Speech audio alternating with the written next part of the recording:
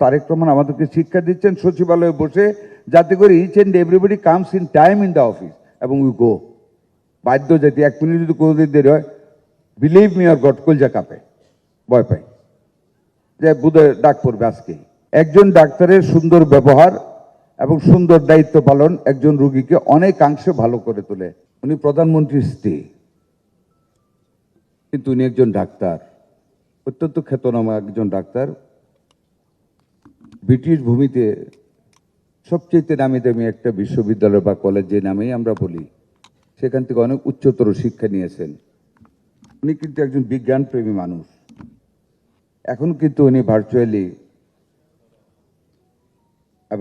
Virtually না, আমাদের দেশে ভবিষ্যৎ বিজ্ঞানীর খোঁজে উনি কিন্তু অনুসন্ধান করতেছেন, সেমিনার করতেছেন। প্রতি সপ্তাহে সর্বোচ্চবার বিকাশ পেমেন্টে 50 জন হবেন পেমেন্ট চ্যাম্পিয়ন। জিতে নিন টিভি সহ আকর্ষণীয় সব প্রাইজ। এবং উনি ইঞ্জিনিয়ারিং ইউনিভার্সিটি এবং মেডিকেল কলেজে সেমিনার করতে যাচ্ছেন এবং করবেন, আরো অনেক জায়গায় করবেন ভবিষ্যৎ বিজ্ঞানীর খোঁজে। কাজে আমাদের এই মহীয়সী নারীকে, আপনারা যারা ডাক্তার সমাজ, আপনাদের ওনারকে বিভিন্নভাবে সামাজিক কাজে, মানুষের স্বার্থে, বিজ্ঞানীর খোঁজে, বিভিন্ন অনুষ্ঠানে বা বিভিন্ন সময়ে ওনাকে ব্যস্ত রেখে কাজের পরামর্শ নিয়ে আমাদের এই সমাজকে, আমাদের মানুষের স্বাস্থ্য সেবাদানকে আরও নিশ্চিত করা যায়, সেটা আপনাদেরকে আমি অনুসরণ করব। এবং আজকে প্রধান অতীতের এবং বর্তমান সকল চিন্তার জন্য আমার অন্তঃস্থল থেকে আমি ওনাকে ধন্যবাদ এবং মোবারকবাদ জানাচ্ছি। ম্যান বিহাইন্ড দ্য মেশিন, একজন সম্মানিত ডাক্তার বলেছেন। আরেকজন বলেছেন ম্যান মেশিন মেকানিজম। সব ঠিক আছে, অনেক আইসিইউর প্রয়োজন, দ্যাটস অলসো ভেরি ট্রু। আমি আমার আসল বক্তব্য, আমি তো ডাক্তার না, ডাক্তারের ভিতরে টেকনিক্যালিটিস তুলে ধরতে পারবো না।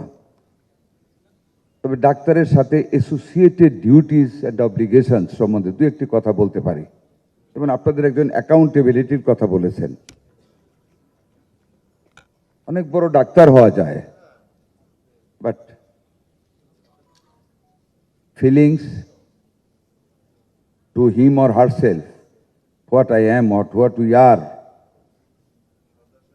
ডাক্তার অনেক বড় ডাক্তার হবেন, but what is the accountability of a good doctor? That each and every doctor should understand. আমাদের প্রধানমন্ত্রী, উনি তো একটা দেশের প্রধানমন্ত্রী, হতে পারে দেশটা আমরা টেরিটরিতে ছোট, but he is the prime minister. Like the prime minister of any other countries of the world, whatever the size of the country is. What is his feelings? ওনাকে আমার এখানে আনা উচিত না, বাট আমি আনতেছি যেহেতু অ্যাকাউন্টেবিলিটি শব্দটা একজন ডাক্তার ইউজ করেছেন। এই যে অধিবেশনটা গতকাল আমাদের সাময়িকভাবে গেল, বাজেট অধিবেশনের আগের অধিবেশনের লাস্ট কনক্লুডিং সেশনে আমাদের মাননীয় প্রধানমন্ত্রী জনাব তারেক রহমান তার বক্তব্যের একটা অংশে নিজের চেয়ার ছেড়ে চেয়ারটার দিকে আঙ্গুল দেখে বলেছিলেন, এই চেয়ারটা অনেক গরম। চেয়ার কিন্তু উনি শুধু ওনার চেয়ারটার কথা বলেননি। আমাদের যদি সেন্স থাকে তাহলে আমাদের প্রত্যেকের বুঝতে হবে, ডাক্তার যখন ওনার প্র্যাকটিস করার জন্য বসেন তার চেয়ারটা গরম, আমার চেয়ারটা কিন্তু গরম। স্বাস্থ্যমন্ত্রী প্রত্যেকের যার যার পজিশনের চেয়ার গরম।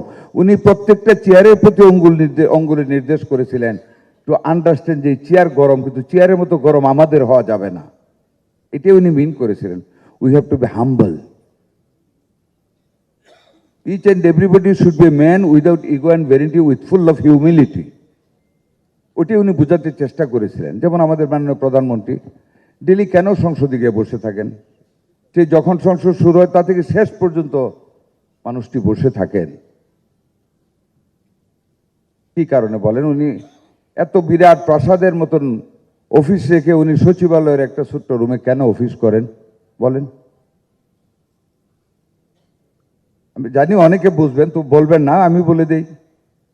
সংসদে বসে থাকেন আমাদেরকে পাংচুয়াল করতে, যে each and every MP should attend the parliament in time, because parliament চলাকালীন অবস্থায় এটা আমাদের পবিত্র দায়িত্ব। জনগণ আমাদেরকে সে আমানত দিয়েছে, সেটা উনি বুঝিয়ে দেন নিজে বসে থেকে, এবং we are bound to sit there. কালকে কয়েকজন এমপি ছিলেন না, হুইপ দিয়ে লেখায় 5টার সময় যা করেছেন।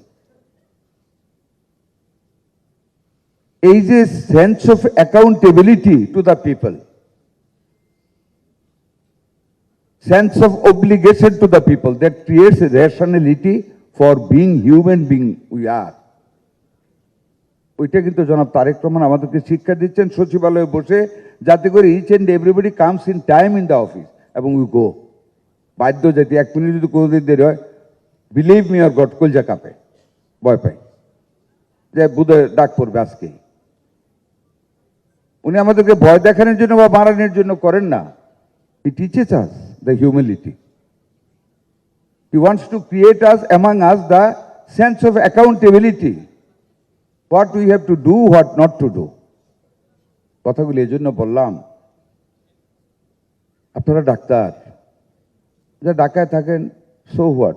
You have a very big, most extended community among the country, in the country. আপনাদের অনেক বড় পেরিফেরি, সবাই সবাইকে চিনেন। পাংচুয়ালিটির জন্য সবাই তো সবাইকে বলতে পারেন। আমি অনেক ভিজিট দিয়েছি, উপজেলা hospital, district level, general hospital, medical college hospital, এরপরও অনেকখানে পাংচুয়ালিটি আসে না। ধরুন একটা এক্সাম্পল দিই, কিশোরগঞ্জ হসপিটাল 2 সপ্তাহ আগে